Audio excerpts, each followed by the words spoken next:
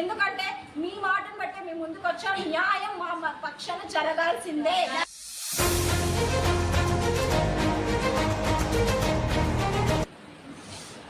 ఈ మీడియాని తీసుకొని షాలేం రాజుని నువ్వు గలీజ్ గా ఒక రూపుదిద్దుతున్నవే, అదే షాలేం రాజు వల్ల, అదే చిలకలూరుపేట తండ్రి సన్నిధి షాలేం రాజు వలన ఈ రోజు నేను, నా కుటుంబం, నా పిల్లలు చావకుండా బ్రతికినాం.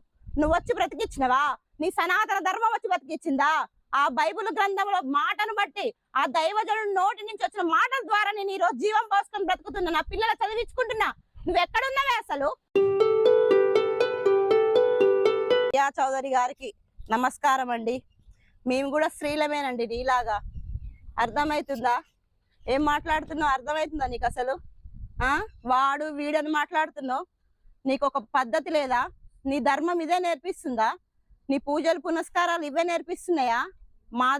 మా గ్రంథాలు ఈ విధంగా చెప్పట్లేవు. ఇతరులని అన్రెస్పెక్టెడ్ గా మాట్లాడమని చెప్పట్లేదు. నువ్వే చదువుకున్నావు అనుకుంటున్నావా? నువ్వే నక్సలిజం చేస్తున్నావు అనుకున్నావా? నేను కూడా నక్సలైట్ చేసిన వచ్చిందాన్నే తెలుసా? ఏం మాట్లాడుతున్నావు? ఆడదానిలా మాట్లాడు, భారతదేశ సాంప్రదాయంలా మాట్లాడు. నువ్వు ఆడదాని అని మర్చిపోతావు ఏంది మీడియా ముందుకు వచ్చినప్పుడు? ఎలా మర్చిపోగలుగుతున్నావు? కట్టుబొట్టు పెట్టుకోవడం సరిపోదు, మాట్లాడే పద్ధతి నేర్చుకో. ఏం మాట్లాడిండు షాలేం రాజు? ఏం మాట్లాడిండు అమ్మా? ఎంతమంది బజార్లో పడిన స్త్రీలు బాగుపడుతున్నారు నీకు తెలుసా? ఎక్కడమ్మా నీకు సంఘం చర్చిలలో తాగి పొరలేది నువ్వు చూసినావా? రా, నీకు కూడా ఇంత పోస్తాం. మాట్లాడడం వస్తుందా నీకు? ఎంత పరిశుద్ధంగా ఉంటారు నీకు తెలుసా? చర్చికి వెళ్ళే స్త్రీల గురించి నువ్వు అసలు ఎప్పుడన్నా విన్నావా? వారు ఏ విధంగా ఉంటారు నీకు తెలుసా? వాళ్ళ పద్ధతి, వాళ్ళ మాట, వాళ్ళ బొట్టు, వాళ్ళ కట్టు విధానం ఎలా ఉంటుంది తెలుసా? విడిచేసుకొని తిరగాం మేము చాలా జాగ్రత్తగా. మా గ్రంథాలు మాకు ఏం చెప్తున్నాయంటే మేము ఎలా ఉండాలి, ఒక స్త్రీ విధానం ఎలా ఉండాలి, స్త్రీ ఎలా, తన వస్త్రం ఎలా ఉండాలి, తన జడ ఎలా. నువ్వు జడ పూలు పెట్టుకొని వస్తున్నవే. మా దైవజనులు మా గ్రంథాలు ఏం చెప్తారు తెలుసా? ఈ జడ వదిలేసుకొని రమ్మన్నారు, జాగ్రత్తగా ఉండమంటారు. కన్ను చూపులతో కూడా తప్పు చేయొద్దంట తెలుసా? కన్నులకు కూడా కల్మషం లేకుండా బ్రతకమంటారు మమ్మల్ని. నీలాగా కాదు ఇష్టం వచ్చినట్టు మాట్లాడడానికి. నువ్వు ఎదురుగా ఉండాలి కానీ పండ్లు రాలగొడతా. నువ్వు ఏం మాట్లాడుతున్నావు షాలేం రాజు గురించి? ఈ రోజు నేను నిలువెత్తు సాక్షిని. షాలేం రాజు చెప్పిన మాటల ద్వారా నేను చనిపోయే స్థితిలో నుంచి ఆ మాట నన్ను బ్రతికించింది మీడియా నుంచి. ఈ మీడియాని తీసుకొని షాలేం రాజుని నువ్వు గలీజ్ గా ఒక రూపుదిద్దుతున్నవే, అదే షాలేం రాజు వల్ల, అదే చిలకలూరుపేట తండ్రి సన్నిధి షాలేం రాజు వలన ఈ రోజు నేను, నా కుటుంబం, నా పిల్లలు చావకుండా బ్రతికినాం. నువ్వు వచ్చి బ్రతికిచ్చినవా? నీ సనాతన ధర్మం వచ్చి బ్రతికిచ్చిందా? ఆ బైబిల్ గ్రంథంలో మాటను బట్టి, ఆ దైవజనుడి నోటి నుంచి వచ్చిన మాటల ద్వారా నేను ఈ రోజు జీవం పోసుకొని బ్రతుకుతున్నా, నా పిల్లలు చదివించుకుంటున్నా. నువ్వెక్కడున్నావే అసలు? స్త్రీవా నువ్వు? స్త్రీని ప్రోత్సహించాలి, డిస్కరేజ్ చేయదు. అర్థమవుతుందా? పూల గురించి బ్యాడ్ గా చిత్రీకరించిన పాటలు ఎటుపోయినాయి? ఏం మాట్లాడారు అసలు? విన్నావా? నీకేం చోటొచ్చిందా? చెవుడా నీకు? చెవుడాసుపత్రికి వెళ్ళు. అర్థమవుతుందా? ఇష్టం వచ్చినట్టు మాట్లాడుతున్నారు. బైబిల్ గ్రంథం గురించి ఉచ్చబోస్తావా? ఎవడ్రా నువ్వు మాట్లాడేది? కరుణాకర్, ఏం మాట్లాడుతున్నావురా నువ్వు? ఏడవస్తావురా నువ్వు? ఉచ్చా మా కోసి పడేస్తా నా కొడక. ఏమనుకుంటున్నావు? ఏం గ్రంథం అంటే నీకు తెలుసా? అది జీవ గ్రంథం రా, పరలోకం నుంచి దిగిందా అని చెప్తున్నావు. అవునరా, పరలోకం నుంచి దిగిన అది బైబుల్ రా. నీకు తెలుసా అసలు బైబుల్ అంటే ఏంటో? జీవ గ్రంథం అంటే ఏం తెలుసా? ఎంత మంది జీవితాలను కట్టుతున్న జీవ గ్రంథం రా. నోటికి వచ్చినట్టు మాట్లాడకు. అర్థమవుతుంది? నీకు పాస్టర్ భార్యలు కావాలా? ఎరా నీకు భార్య లేదా? నీకు పిల్లలు లేరా? నీకు అక్క చెల్లెలు లేరా? పాస్టర్ భార్యలు కావాలా? అరే అన్నం తింటున్నావారా? అరే నువ్వు భారతదేశంలో ఉన్నప్పుడు, భారతదేశంలో స్త్రీ గౌరవాన్ని నిలబెట్టే సెక్షన్ లో ఉన్నప్పుడు స్త్రీ, మరి పాస్టర్ల భార్యలు స్త్రీలులా కనిపించట్లేరా నీకు? సహోదరులు, నా భారతదేశం ఎవరు? నా మాతృభూమి అంటున్నవే. అర్థమవుతుందా? స్త్రీలందరూ, భారతీయులందరూ నా సహోదరులు. అవునా? మరి సహోదరులు అయినప్పుడు వాళ్ళందరూ కారారు, వాళ్ళు మనుషులా కనబడట్లేరా? దైవజనులు భార్యలు కావాలి నీకు, నీ మొహానికి. వాళ్ళ కాలు ధూళి కూడా ముట్టుకోవడానికి అర్హత లేనోడా నువ్వు? స్పందిస్తారనే మేము ఇక్కడికి వచ్చాం. కాబట్టి ఈ వీడియో మీ దగ్గరికి రావాలి, ఆ విధంగానే ఉండాలనే మేము ఇలా వచ్చి మాట్లాడుతున్నాం.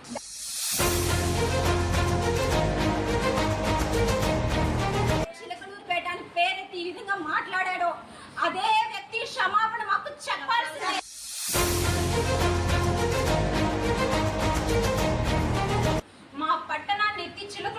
అనే పేరుని ఎత్తి అక్కడ అందరూ వ్యభిచారులే, ఆ వృత్తి చేసి పుట్టిన వాళ్ళే అంటే దానికి అర్థం ఏంటి?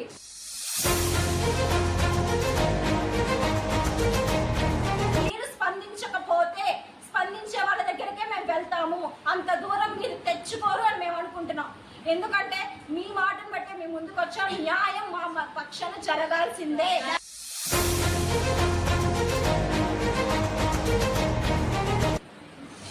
గౌరవనీయులైనటువంటి హోమ్ మినిస్టర్ వనిత గారికి, అలాగే డిప్యూటీ సీఎం పవన్ కళ్యాణ్ గారికి మా నమస్కారాలు.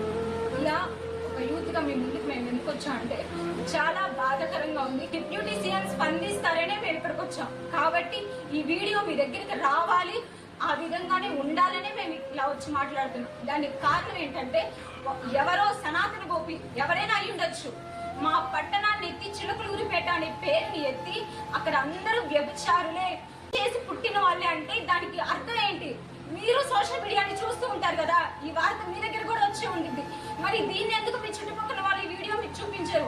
పేరెత్తి మరి చిలకలూరిపేటలో ఉన్న ప్రతి స్త్రీ వ్యభిచారానికి పుట్టింది, ఆ వృత్తిలోనే ఉన్నారంటున్నారు. అంటే మేము ప్రాస్టిట్యూట్స్ మా చదువు ఏమవ్వాలి, మా కెరీర్ ఏమవ్వాలి?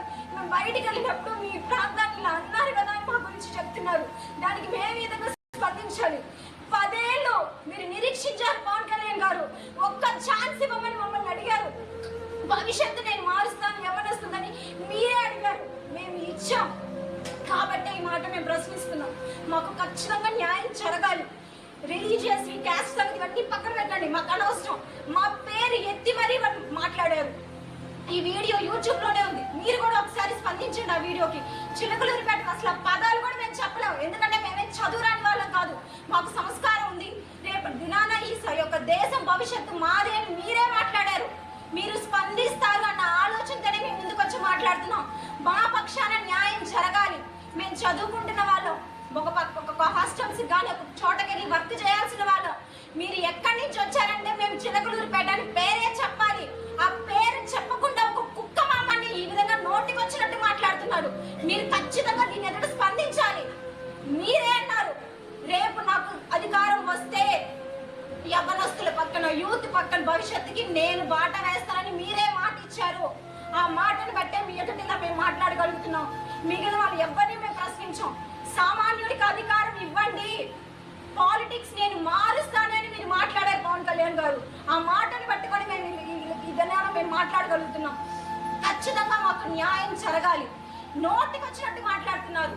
ఇవాళ విషయాలు ఏమైనా ఉండొచ్చు, వాళ్ళు ఎంత గొప్పవాళ్ళైనా ఉండొచ్చు. ఒక పట్టణాన్ని పేరెత్తి మరి వాళ్ళు మాట్లాడుతున్నప్పుడు ఏమైపోయారు మీరంతా?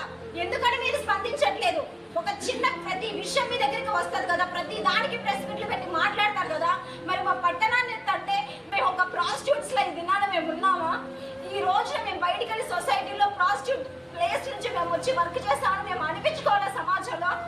మా పట్టణం ఈ రాష్ట్రంలో ఒక పట్టణం కాదా? అందరి ప్రదేశాల్లో మేము ఉండకూడదా? అలా మాట్లాడిన వాడిని మీరు వాడికి శిక్ష పడాలి. ఏ విషయాల్లో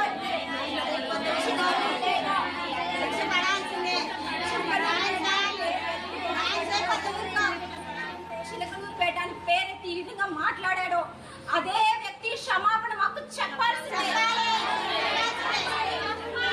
మిగిలిన విషయాలన్నీ పక్కన పెట్టండి. ఏ పార్టీ వాళ్ళు ఏంటి కానీ ఈ విషయం మీరు తీసుకెళ్ళదు. బహిరంగంగా మాట్లాడి చిలకలూరిపేట అని చెప్పి దాన్ని మీరు గుర్తు చేసుకోండి. ఒక అధికారంలో మీరు ఉన్నారు, స్పందిస్తారు అనే మేము ఇలా వచ్చి మాట్లాడుతున్నాం. మీరు స్పందించకపోతే స్పందించే వాళ్ళ దగ్గరకే మేము వెళ్తాము, అంత దూరం మీరు తెచ్చుకోరు అని మేము అనుకుంటున్నాం. ఎందుకంటే మీ మాటను బట్టి మేము ముందుకు వచ్చాం. న్యాయం మా పక్షాన జరగాల్సిందే.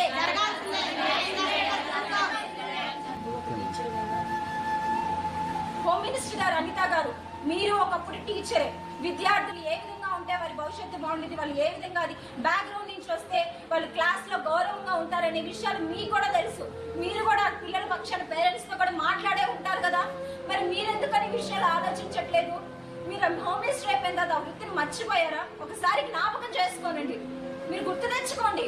విద్యార్థులు అనే వాళ్ళు ఎలాంటి బ్యాక్గ్రౌండ్ నుంచి వస్తే తక్కువగా చూస్తారు, ప్రస్తుతం ఉన్న సమాజంలో అనేది మీకు కూడా ఒక ఐడియా ఉండిద్ది. ఆ జ్ఞానం మీకు ఉంది కదా. దయచేసి విషయంలో స్పందించాల్సిందిగా మేము డిప్యూటీ సీఎం గారిని అలాగే వంగ అనిత గారిని కూడా మేము కోరుకుంటున్నాం. మా పక్షాన న్యాయం జరగాలి.